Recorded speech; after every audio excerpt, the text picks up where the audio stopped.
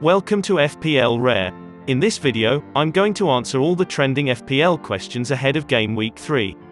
Information in this video is very important in building your team for the next 6 game weeks. All stats used in this video are from Fantasy Football Fix. Let's dive in. Tsimikas' time is up, but what should managers be doing about it?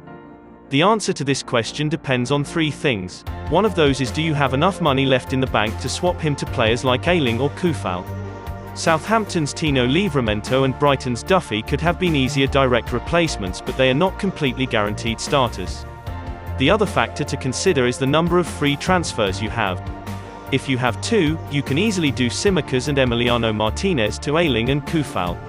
And finally, how strong is your bench? If you have someone that can come in for Tsimikas, then you should not be in any hurry to offload him. He can only drop by 0.2 million per game week, but I don't see that happening this game week. Your focus should be on getting rid of playing from the red zones who will potentially miss Game Week 4 and Game Week 5. Who will be the third Liverpool asset, and is it even worth having 3 Liverpool players?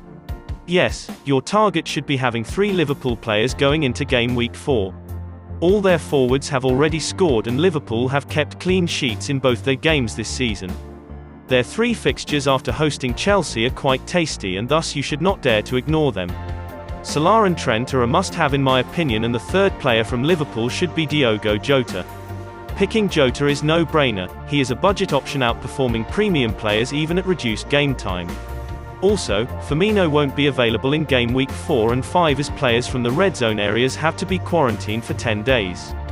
Robertson could also be an option, but the thing about players from those types of injuries is that those injuries tend to recur after a game or 2.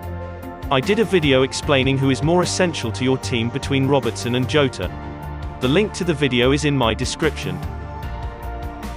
Digne and Calvert-Lewin are popular transfers this game week. The rate at which managers are transferring him out is the same as the rate at which managers are bringing him in.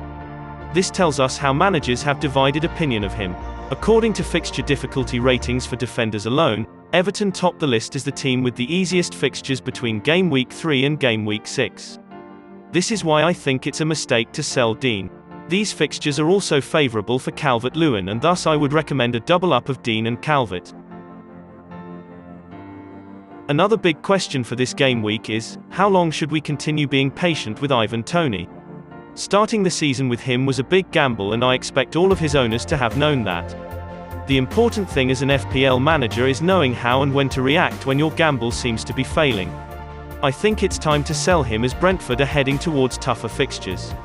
He is also blocking a forward spot that could be filled with other value forwards such as Calvert-Lewin, Bamford, Wilson and Jimenez. Which Manchester City assets should one go for? Pep Guardiola is a man to be feared by all FPL managers. The only players you can pick from City and be almost sure they will make it to the starting lineup is Ruben Dias and maybe Kevin De Bruyne when fully fit. The rest of the team will always be rotated and cause you headaches. If I have to pick one of their attackers right now, it would be Jack Grealish, who has been a consistent attacking threat to oppositions.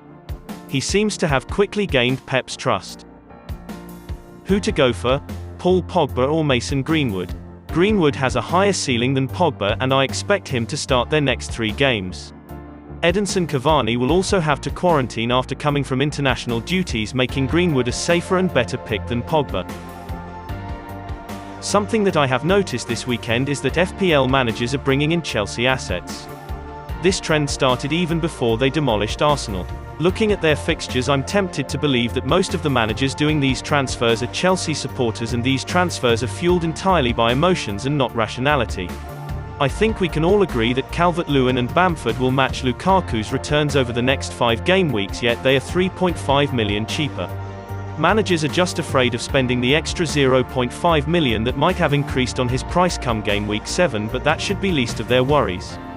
The plan has to be gaining the most points over the next 5 game weeks and not saving 0.5 million.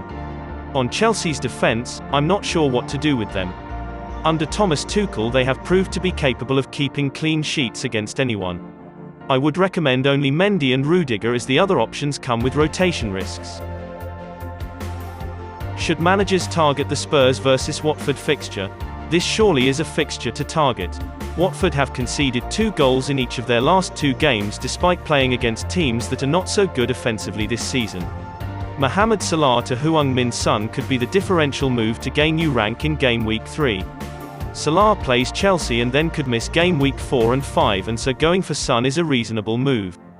The return of Harry Kane will boost Son's potential, as the two were an essential duo last season, scoring 40 goals and 25 assists between them. If you have the funds to get to Harry Kane, then you should do it.